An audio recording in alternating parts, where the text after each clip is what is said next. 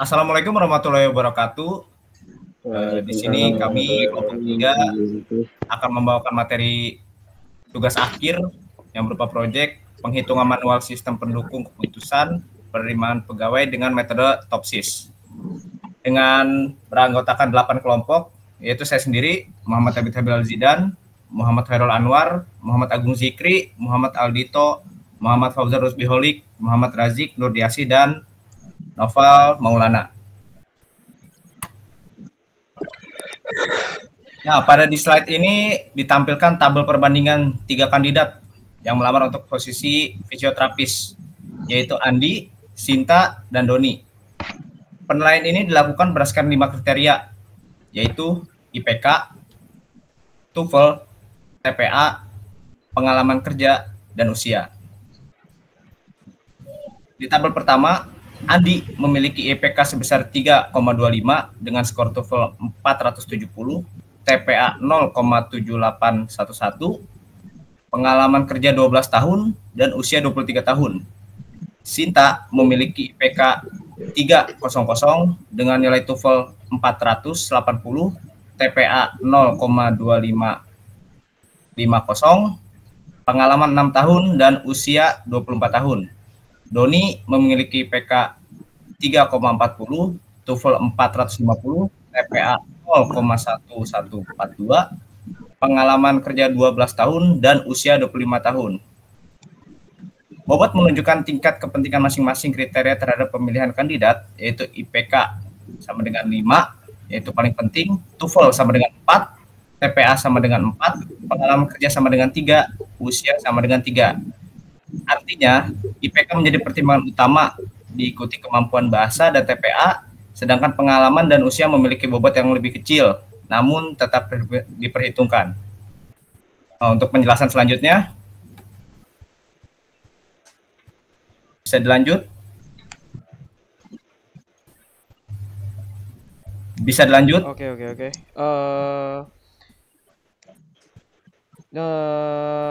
Sebelum masuk ke proses perhitungan utama, kita perlu melakukan normalisasi data. Normalisasi penting karena setiap kriteria yang kita gunakan memiliki satuan yang berbeda-beda. Contohnya IPK dengan skala 4, TOEFL dengan skala ratusan, dan TPA yang bisa dalam bentuk desimal. Oke, normalisasi matriks keputusan. Di sini kita menggunakan rumus normalisasi vektor, yaitu RIJ sama dengan XIJ per akar sigma M I sama dengan 1 X 2 IJ.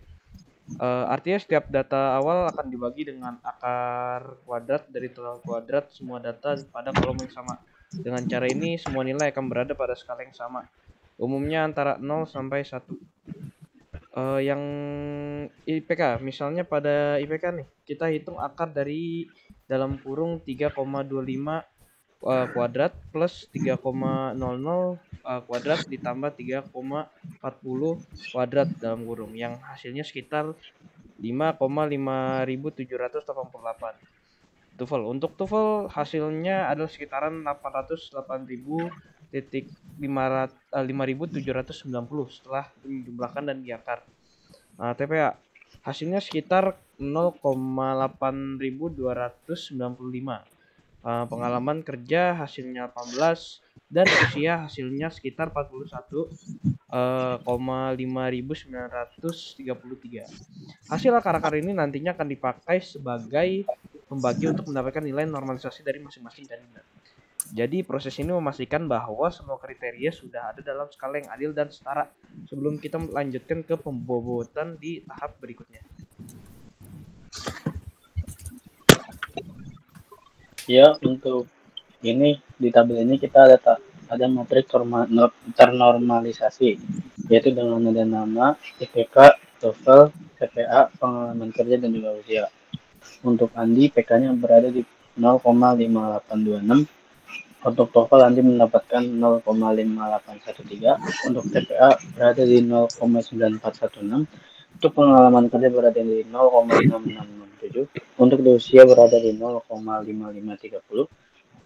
Untuk Sinta IPK-nya berada di 0,5378. TOEFL-nya di 0,5936. di TPA 0,3074, di pengalaman kerja 0,333, dan di usianya itu 0,5770. Di sini Doni di matrik normalisasinya IPK-nya berada di 30,6095, TOEFL-nya 0,555, TPA-nya 0,377, pengalaman kerjanya 0,67, dan usianya 0,6011.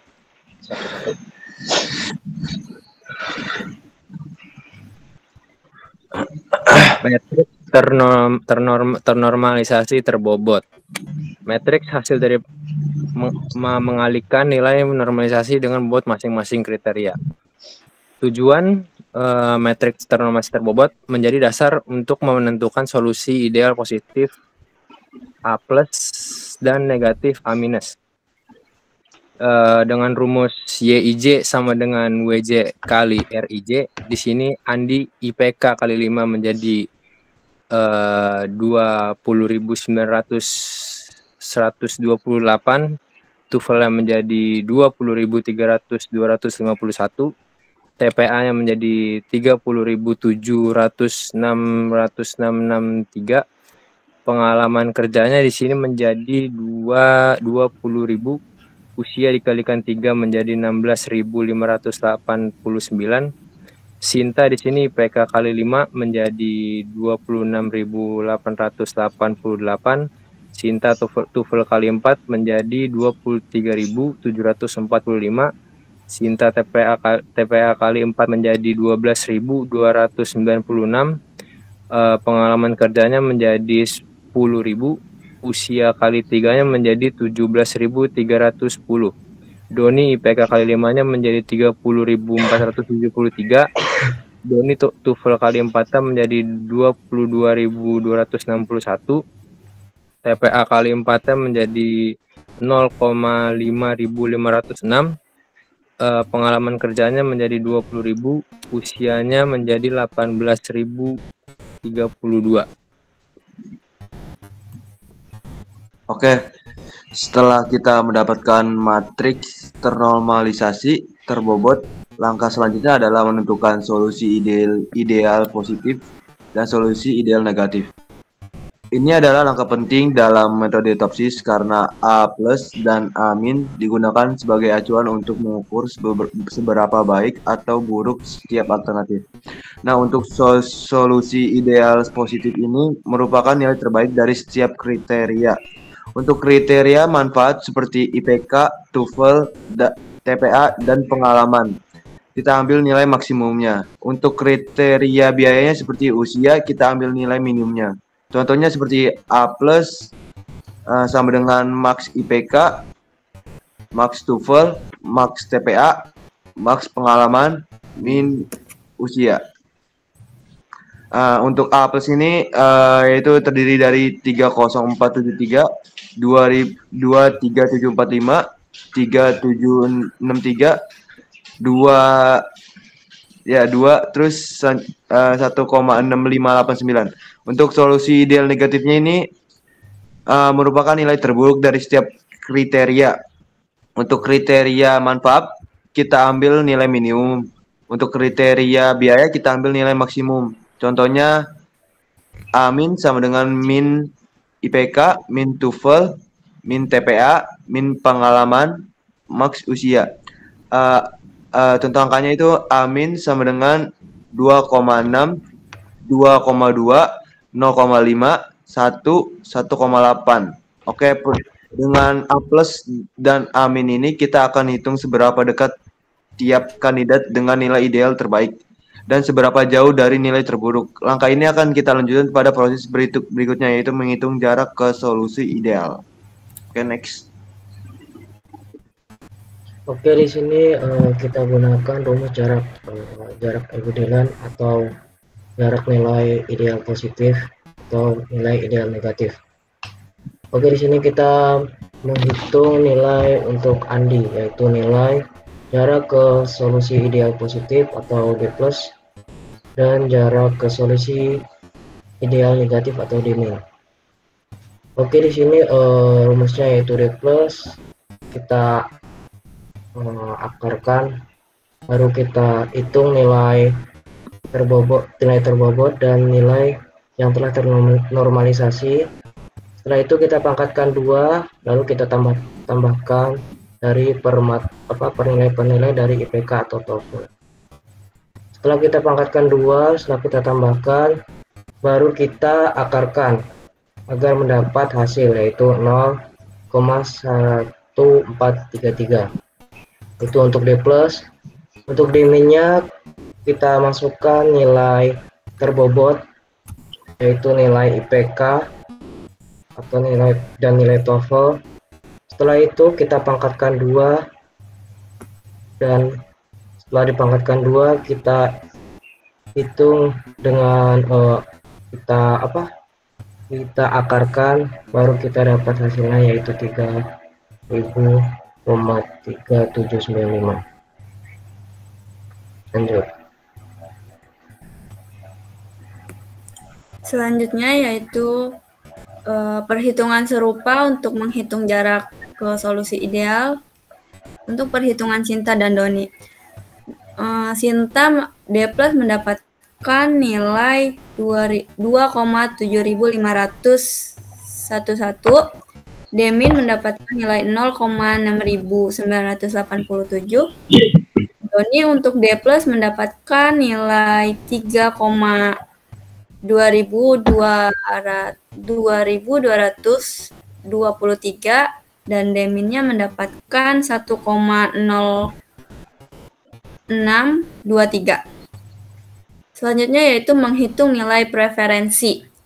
Menentukan ranking alternatif berdasarkan kedekatan relatif dengan solusi ideal. Rumusnya yaitu V1 D-min dibagi D-min plus D+ ditambah D+. Untuk V1 yaitu nilai preferensi alternatif I. Semakin besar maka semakin baik.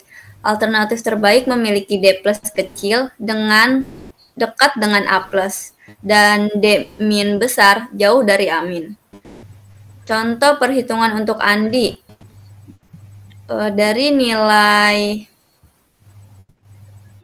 Dari nilai matriks ternormalisasi berbobot,